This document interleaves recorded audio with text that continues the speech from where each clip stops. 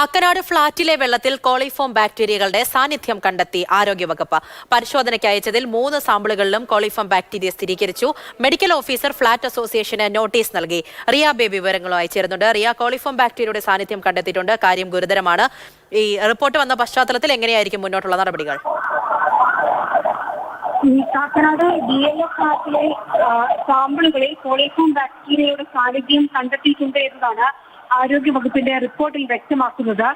നിരവധി സാമ്പിളുകൾ ശേഖരിച്ചിരുന്നു. ഇതിൽ 3 സാമ്പിളുകളിൽ കോളിഫോം ബാക്ടീരിയയുടെ സാന്നിധ്യം സ്ഥിരീകരിച്ചതായി ആരോഗ്യവകുപ്പ് മന്ത്രി പുറത്തിറക്കിയ വാർത്താക്കുറിപ്പിൽ വ്യക്തമാക്കുന്നുണ്ട്.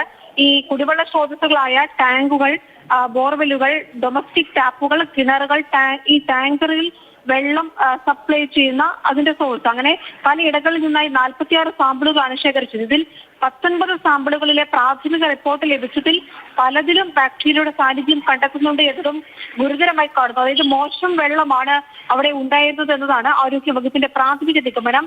വിശദമായ പരിശോധനയ്ക്ക് മറ്റ് സാമ്പിളുകൾ കൂടി അയച്ചിട്ടുണ്ട്. നിരവധി പേർക്കായിരുന്നു വയറിളക്കം അടക്കമുള്ള ആരോഗ്യ പ്രശ്നങ്ങൾ ഉണ്ടായത്. 492 പേർക്ക് രോഗലക്ഷണങ്ങൾ ഉണ്ടായിരുന്നു. നിരവധി പേർ ആശുപത്രിയിൽ ഇപ്പോഴും ചികിത്സയിൽ തുടരുന്നുണ്ട്. അങ്ങനെ ഗുരുതരമായ സാഹചര്യമായി തന്നെ വിലയിരുത്തിക്കൊണ്ട് അവിടെ ഒരു ടീമിനെ തന്നെ നിയോഗിച്ചുകൊണ്ടാണ് ആരോഗ്യവകുപ്പ് നടപടികൾ മുന്നോട്ട് കൊണ്ടുപോകുന്നത്. ശുദ്ധീകരിച്ച വെള്ളം മാത്രമാണ് ലഭ്യത അവിടെ സപ്ലൈ ചെയ്തെന്ന കാര്യം കൂടി ഉറപ്പാക്കാൻ ഒരു സമിതിയെ നിയോഗിച്ചിട്ടുണ്ട്. കളക്ടറുടെ മേൽനോട്ടം കൂടി നടപടിക്രമങ്ങൾക്ക് ഉണ്ടാകും. എന്തായാലും മോശം വെള്ളമായിരുന്നു ആളുകൾക്ക് കുടിക്കാനായി ഉപയോഗിച്ചിരുന്നത് എന്നതാണ് ആരോഗ്യവകുപ്പിന്റെ കണ്ടെത്തൽ. അത് ഏത് സോഴ്സിൽ നിന്നുള്ള വെള്ളത്തിന്റെ സാമ്പിളുകളിലാണ് ബാക്ടീരിയയുടെ അംശം കണ്ടെത്തിയത് എന്നടക്കമുള്ള വിവരങ്ങൾ ഇനി വരേണ്ടതുണ്ട്.